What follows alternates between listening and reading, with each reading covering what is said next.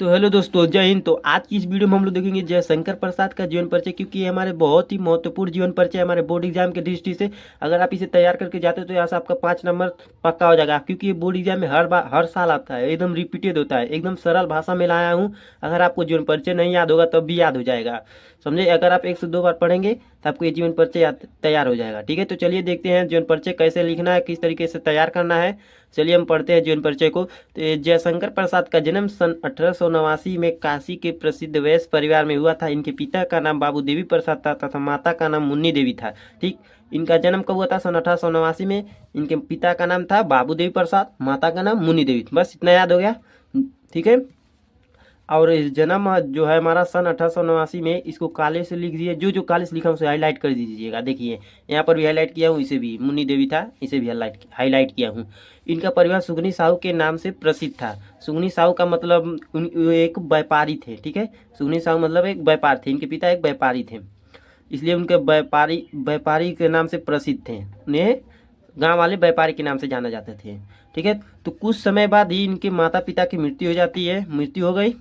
देखिए यहाँ कुछ समय बीता, जब ये 12 वर्ष के थे तभी इनके माता पिता की मृत्यु हो गई। ऐसे भी लिख सकते हैं, जब ये 12 वर्ष के थे 12 वर्ष के थे तभी इनके माता पिता की मृत्यु हो गई, जिसके कारण इनकी प्रारंभिक शिक्षा इनके घर पर ही हुई। ठीक, इन्होंने स्वाध्याय से हिंदी, उर्दू, संस्कृत और फारसी भाषा का अध्ययन किया। इन्होंने खुद से स्वाध्याय में खुद से क्या कौन कौन सी भाषा का अध्ययन किया था? सीख ली, खुद से ही सीखी थी। हिंदी, उर्दू, संस्कृत, फारसी भाषा का खुद से सीखा था। ठीक है, इनकी शिक्षा दीक्षा का प्रबंध बड़े भाई श्री शंभूनाथ जी ने किया।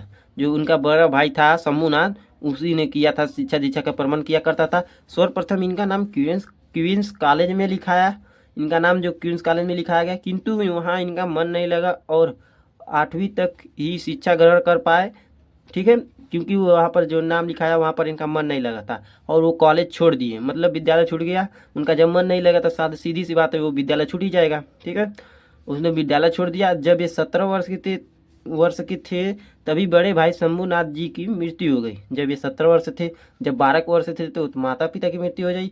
फिर 17 वर्ष हुए तो इनके भाई की मृत्यु हो जाती है शंभूनाथ जी, क्योंकि ये यही हमारे शिक्षा दीक्षा का प्रबंध किया करते थे, समझे। इन्हीं का सब देखभाल किया करते थे शंभूनाथ जी जो थे।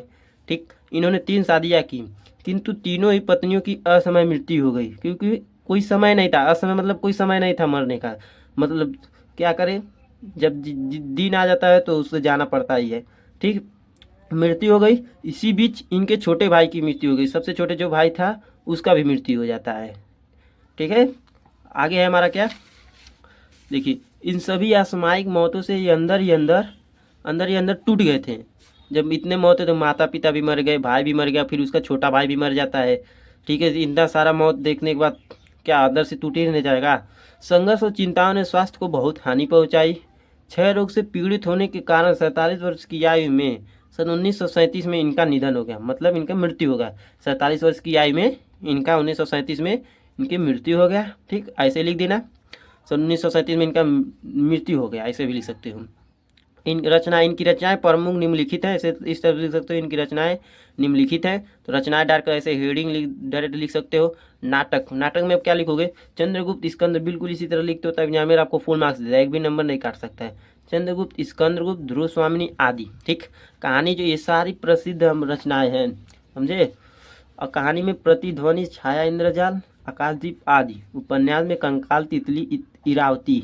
काव्य झरना, काव्य में क्या लिखोगे? झरना, लहर, आंसू। कमानी बहुत ही आपके बोर्ड एग्जाम में बहुविकल्पी प्रश्न में आ जाते हैं। निबंध में काव्य और कला। ठीक है, ठीक है, ऐसे आप लिख दीजिएगा। चलिए एक बार और ही पढ़कर सुना देता हूँ, ताकि आपको जल्दी से याद हो जाए, क्योंकि मैं चाहता हूँ आपको जीवन परिचय जुड़ता जल्दी याद हो जाए।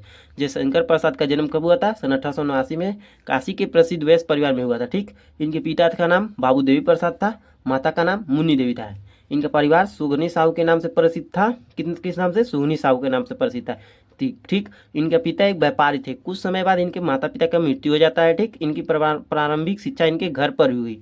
इन्होंने स्वाध्याय से उर्दू, संस्कृत और फारसी भाषा का अध्ययन मतलब खुद से सीख लिया था। इनकी शिक्षा दीक्षा का प्रमाण आपको पता है शंभूनाथ जी किया करते थे। सर्वप्रथम इनका नाम क्वींस कॉलेज में लिखा है, किंतु वहाँ इनका मन नहीं लगा और 8वीं तक की शिक्षा ग्रहण कर पाए। जब ये 17 वर्ष के थे तभी बड़े भाई शंभूनाथ जी की मृत्यु हो गई।